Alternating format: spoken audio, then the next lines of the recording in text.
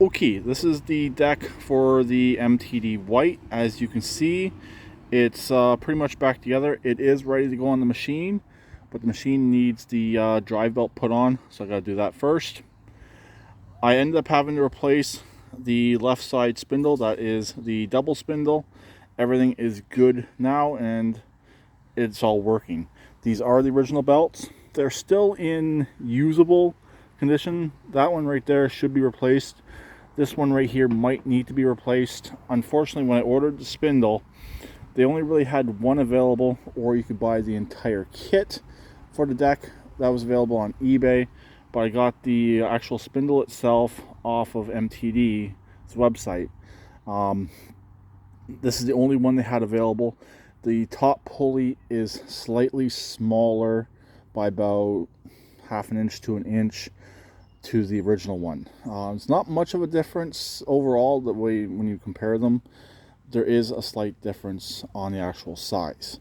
So I might end up having to change out this belt with one that is slightly smaller. We'll have to go take care of that down the road if that ends up happening. But as you can see, both covers are in place, and the one on the right actually does play double duty. It protects your top of your spindle, and it also attaches the actual brake. Since the chute cover is on the right, those normally disappear on pretty much all machines. And I guess the manufacturer realized that. They put a brake on here. But the brake uses the cover to actuate the brake. Then it has this cable right here that goes up to the actual tractor. So anyways, this is ready to go on. I need to change the drive belt on the tractor first. It's going to be a bit of a pain in the butt. These newer style MTDs are not the nicest to work on underneath when it comes to belt replacement. The old belt, actually I cut it off to get it out of there since it was destroyed anyways. The new one, I'm going to have to take the drive pulley off and go from there. I was originally going to paint these two top covers, but the parts of them that you will see are in decent enough condition, so I think I'm going to leave them. The original deck was red, so having the two red covers kind of brings back from its original coloring.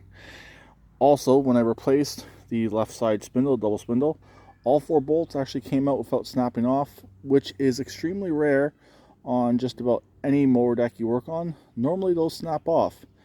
I definitely got lucky. Since I didn't have any hardware to remount them, the spindle did not come with replacement hardware. That's one thing you do need to look out for when buying replacement spindles. Does it come with hardware or does it not come with hardware?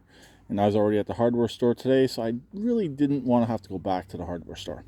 So let's go take a look at the tractor and I'll show you what's up with it. So here's the actual machine itself. I'm going to get the hood taken off, get it pushed out. I got to air up this casing right here.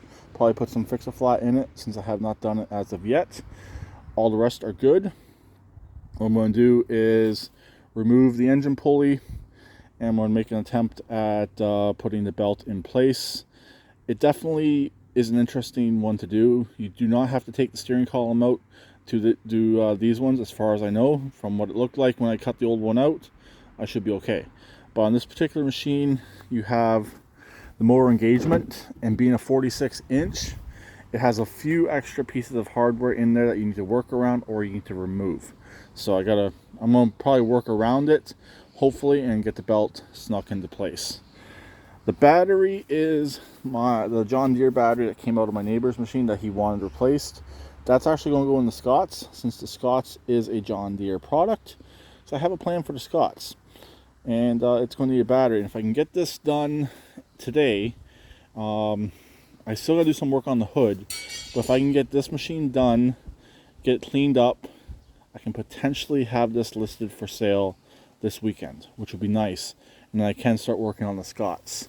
But I got to work on my engine test stand in the meantime as well.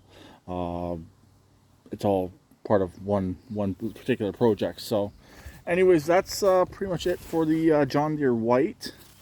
It's definitely coming along. This machine and my Toro are almost completely done. I'm waiting on one part for the Toro, actually a set of blades. Then I can put the deck back on it and it'll be ready to go. This machine here, I have everything pretty much on hand as far as I know. One issue, the one safety switch for the mower engagement, I do got to check that out. I may have to replace it. I have to decide about that. So anyways, that's pretty much it. As you can see, the Scots is in the background. So yeah, it's going to be next very soon.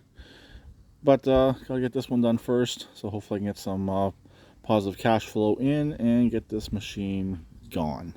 So I'll talk to them later. Please keep it redneck like always, and please subscribe and comment.